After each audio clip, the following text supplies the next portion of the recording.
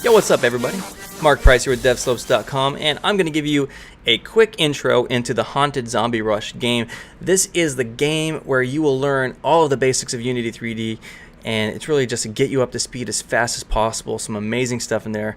And so if we play the game,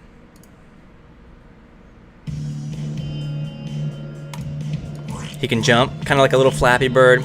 Objects move up and down, the ground repeats. Okay, there's colliders, there's objects, there's physics going on here, and he died, and then music, etc, etc, etc. So a really cool game. It's going to get you where you need to go. We're going to talk about user interface.